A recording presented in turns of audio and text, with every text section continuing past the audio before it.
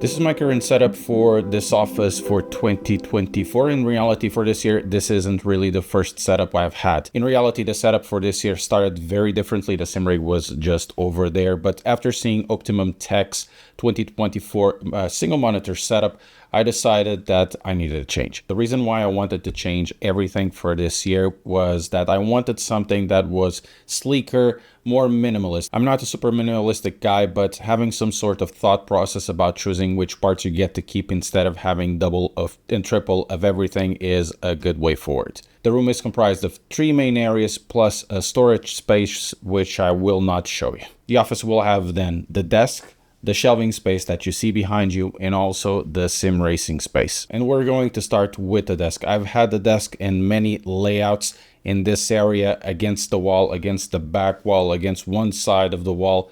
But for this year, and once again inspired by Optimum Tech, I decided to do something that is a cardinal sin in Feng Shui. Supposedly you're not supposed to do this because then your key will leave through the window. I don't believe that. I believe more in practicality other than that. The first change besides the orientation of the desk was to remove the curtains. The curtains were actually taking a lot of space in this room. And instead of the curtains, I have decided to install a rolling blind, but it's not a complete blackout blind. In reality, it diffuses the light. This brings the advantage that you always have natural light inside. And if you want to, you can diffuse that light to have a more softer light, kinder to your eyes, but also that comes with the added problem that you cannot control as well the light inside of the office. As for the desk, this is a very common IKEA hack. It's not really a office desk. This is a Carlby countertop, big one, 186 meters.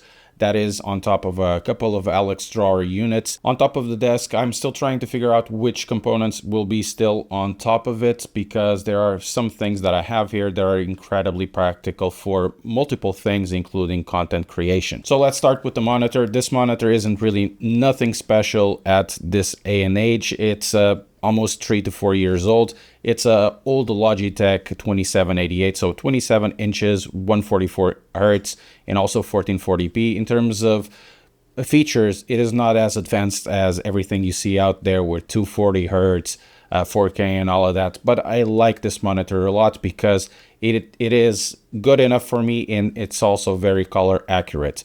It's a very, very good workhorse for me. Then I have other components that are super practical, like a Stream Deck Plus that allows you to do a lot of things to change scenes when you're streaming or when you are trying to record some footage on your computer. It has control of other things on the PC as well if you want to. Then also of Wave XLR. The Wave XLR is an incredibly practical audio capture utility and has a good software inside.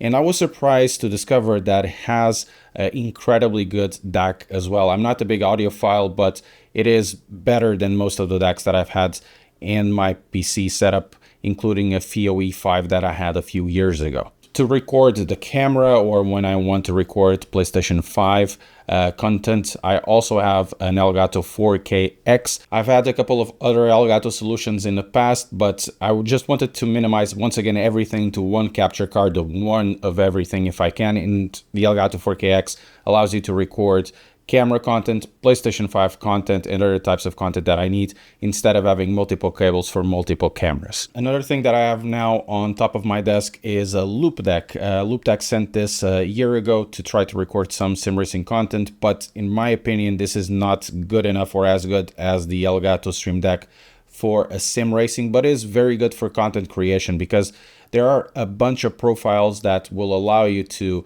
be much faster when editing with Premiere Pro or Photoshop. For keyboard, I have a very run-of-the-mill old mechanical keyboard with blue switches. I wanted to change for something else, maybe a little more low profile, but I haven't had the courage to spend money on a new keyboard. I also have old Logitech G703, and to listen to everything, I have an AKG K702. Everything that I have is supposed to last a long time, and I keep stuff that I like for a long time. Even if there are better options in the market, I generally don't go for the bestest that is out there and change it all the time, because for me, if they work, I rather keep what I have instead of changing it when I can. The last thing on top of the desk is, of course, the computer. This computer is a build from last year because I had a malfunction. So I had to build everything from scratch again. It's not a very advanced computer. It's good enough, essentially. It's an AMD 7700X with 32 gigs of RAM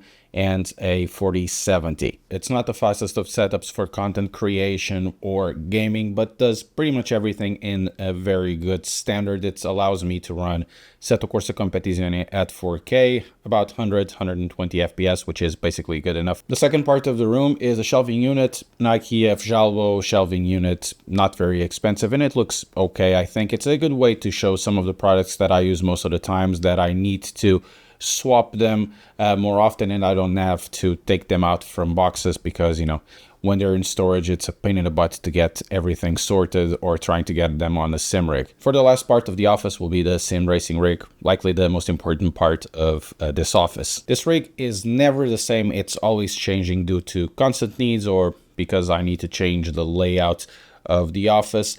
And for this year, there's a big change, and literally a big change. I moved out from an ultra wide or a gaming ultra wide screen into a 55-inch LG TV. In reality, this is not the most immersive experience you can have in sim racing, not by a long shot, but I've been finding out the more I do sim racing, this is about positives and negatives and choices that suit you and not what is supposed to be the most immersive thing. I could very well move to VR, and I have used VR for a few years, but I've always went against it because you get sweaty, your eyes get sore, and you get tired. And having a large screen TV or a single monitor or triple monitors will be always a more comfortable experience in my experience. Remember, sim racing is usually personal, so the choices that you make might not be making sense for other people. Keeping with the theme of this video, which is trying to minimize as much as I can, even though I need to make all of this content creation, going to triples would be an interesting choice, but you have to keep with the theme of this, and I was trying to rationalize it. I could have chosen the triples, but that would mean more hardware, more money spent, more cables, more clutter, probably a change of hardware in my computer to keep up with the demands of triple screens. So instead of using an ultra wide that I felt it was a little bit too small, or instead of going to something like a G9 that would be very wide, but it wouldn't give me what I wanted, I went to a 55-inch, and now I feel a little more immersed. But once again, choosing a TV, it's more about choosing the right specs, especially when you're doing sim racing. The TV is mounted to a regular extruded aluminum structure. On the top of the structure, there's a second monitor to view footage or control the streams, but also this big key light, and it's the only key light I have in the office. I used to have two, one in the sim rig and another one in the desk, but with this orientation, you can actually use the key light to gyrate it when needed, and you'll have a soft box coming over you with, a soft light instead of having multiple solutions for lights. As for the sim rig structure, this is a prototype GT Omega Prime that I've had stored, changed it from a Simatic K2R from last year. As extruded aluminum rigs go, or extruded aluminum in general, you can do basically everything. For the wheelbase, I'm using a Club Sport DD+. I have access to other pieces of hardware as well. I have an Asetek Forte on the back over there. Also, I have a Fanatec DD1 or a Motard 12 or even a Camus if I need to do some sort of comparisons.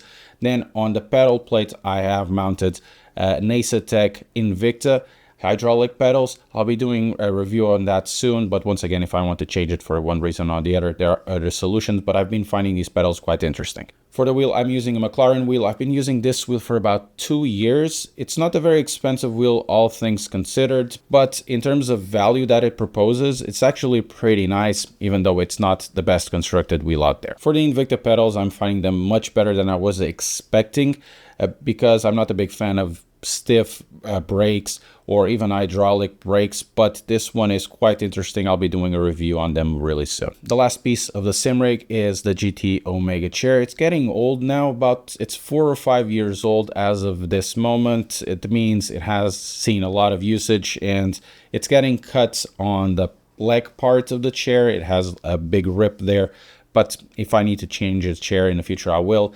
However, it still works. It's still very comfortable over a long stint, so I'll be keeping this for a while. SimRig, much like the Office, is supposed to fit you, and it keeps changing all the time as my necessities change or as I find different uses for it. The Office isn't perfect by any degree. It doesn't have the perfect cable management. Some of the cables are inside cable routing sleeves, but because I need to move stuff around, including this camera that is on top of a tripod, the camera might be moving here or there or besides the rig. It's good to have some of the cables taken out of there because you need to move the cables around. I'm trying to also find solutions for the microphone. I have a Rode Procaster, which I absolutely love, but I'm trying to figure out which is the best solution without having an absurdly huge arm to have that microphone either below me where I can talk to or on the desk when I need to do voiceovers or do other types of videos. And this is really the fun part about doing office layouts, because they might serve inspiration to somebody else like Optimum Tech's video was to me. And through that, you find your own solutions that might inspire other people as well. I think this is the most practical, usable, and aesthetically pleasing room I've had or office I've had up until now. Once again, not perfect. Everything will be moving forwards as well. But let me know in the comments what you think of this.